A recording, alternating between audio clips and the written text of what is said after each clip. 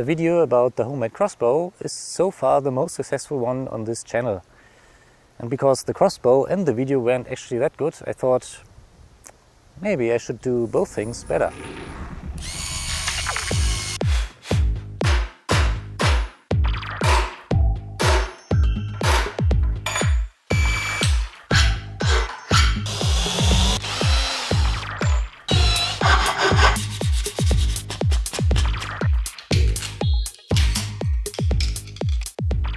After 8 months of construction time, this is the result of the next phase of the homemade crossbow. It was my target to increase the power, improve and simplify the handling, and have everything look much nicer than before. And this is the result, a crossbow with 45 kilos or 100 pounds of draw weight, which can shoot a bolt nice and symmetrical through the middle. Shooting over a crony resulted in speeds around 30 meters per second, which means the bolts carried an energy between 8 and 14 joules, depending on the weight of the bolts, which is between 15 and 75 grams, so on average around 10 joules. Sure, that's not mind-blowing, but already quite a lot more than the 7.5 joules a legal airgun in Germany could have, and even more than what the old crossbow had, which were around 6 or 7 joules. Same as last time, I used the same bands of spring steel that I pressed together using these clamps, which effectively make one bigger and thicker piece of spring steel. This time for each bow there's 3 layers of spring steel. Between the two bows there is the 2-to-1 pulley system. This reduces the draw weight but increases the possible acceleration distance. These rollers are mounted in the middle between the bows, so the string is also running in the center and not dragging on the rails or elsewhere and produce, well, drag. This and a small notch I filed out in the upper bow allows the crossbow to shoot right through the center of the two bows and minimizes the paradoxon of archery, meaning the problem that an arrow has to go around the bow in a classic bow, but is meant to go in a straight line, which results often in a kind of wobble in the arrow. The string is a simple plastic rope with 4 mm diameter, which I wrapped with a thin steel wire for protection. Not ideal, I know, but far better than the thin string I used before. The most important new feature is an integrated cocking lever. This reduces the strength required for cocking the bow quite considerably and makes it also a lot faster and more comfortable. The lever is made of quadratic aluminium tubes that contain further massive aluminium pieces that take the bending stress. The axis of the lever is mounted at the pistol grip and the front part is integrated in the front grip as well.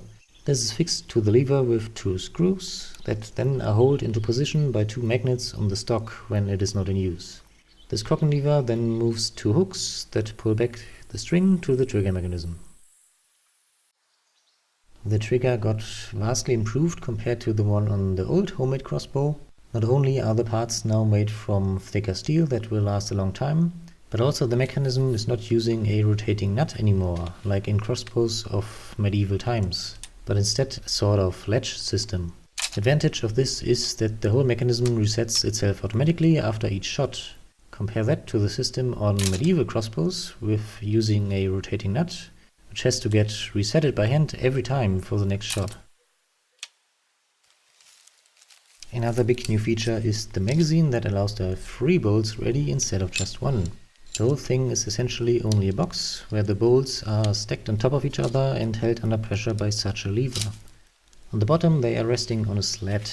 When it is moved back, the most bottom bolt can fall down onto the rail in front of the string and trigger, while at the same time the bolts above it are held back. I'm honest, the system is not yet perfect and sometimes a bolt jams the magazine, but in principle it works.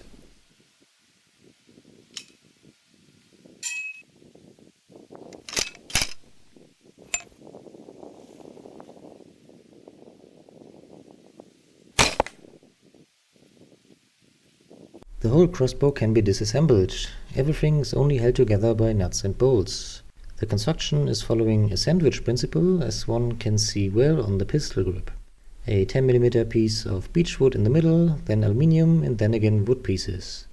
Only the shoulder rest is a massive piece of wood made from 3 layers of beech, glued together perpendicular to each other. In the end I stained it with gold teak and applied multiple layers of varnish, as with all wood pieces.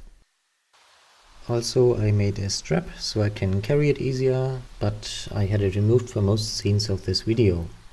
There's also a very simple aiming system, like iron sights, made of this axis in front for the lever that keeps the bolts and magazine under pressure, and a simple screw further in the back.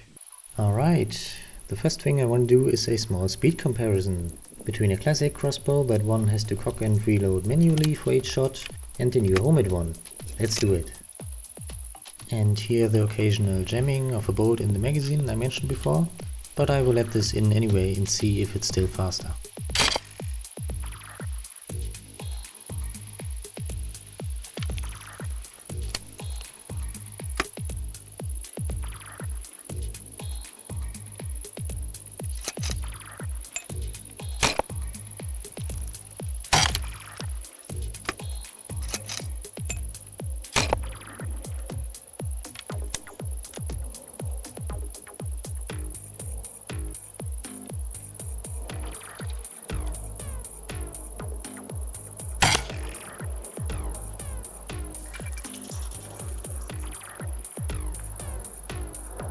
Next, some shots on a distance, with distance meaning only 20 to 25 meters here.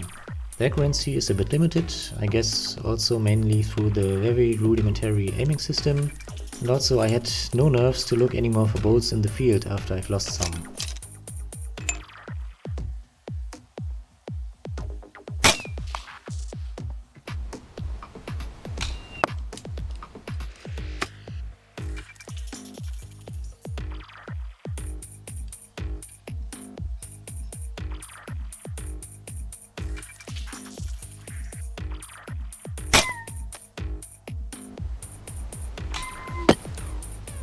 Interestingly, some of the bolts make this weird whistling sound, although they should not be much different to the others. Anyway, sounds quite cool.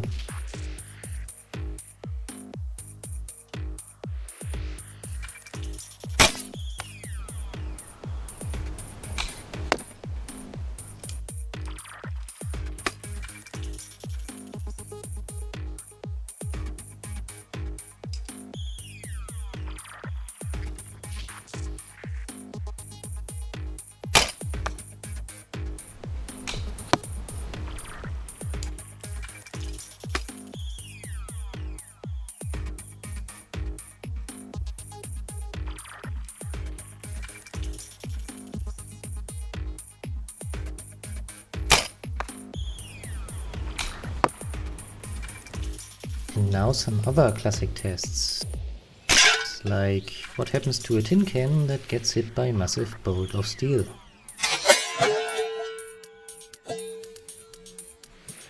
Answer: 2 amazingly clean holes. Alright, interesting. And what is with some old deos that are not quite empty yet?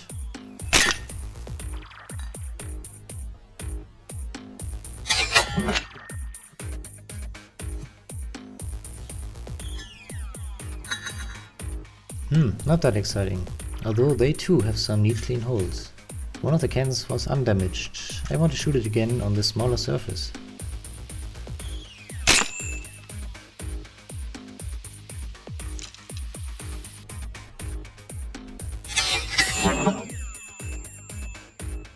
Okay, now perhaps with a little bit more safety, as I want to know now what happens to 5 thick tiles I put up.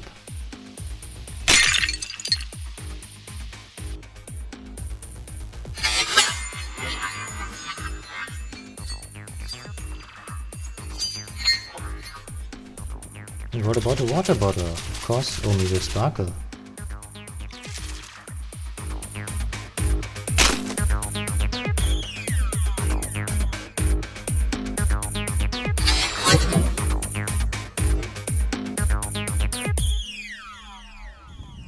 So what is my conclusion about this thing? I wanted to improve the beauty, and I think that worked out quite well. I really like how it looks. And also I wanted to improve the usability, and that worked out really well with this cocking lever, and at least somewhat with the magazine. And also the power increased, although not to the amount I was hoping for.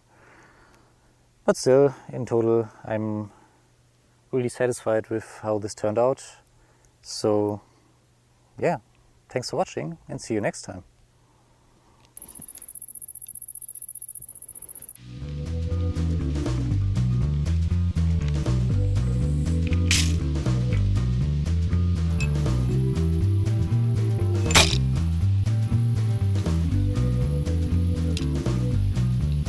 Maybe I should do both things better.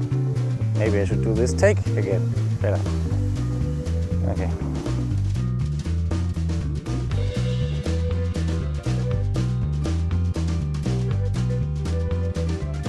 I thought maybe I should do both things better. What I also wanted to improve is the usability. I think that worked out brilliantly with this cocking lever. This project worked out quite well, and I'm really satisfied with it. And perhaps I should do that again with less ass and oomph.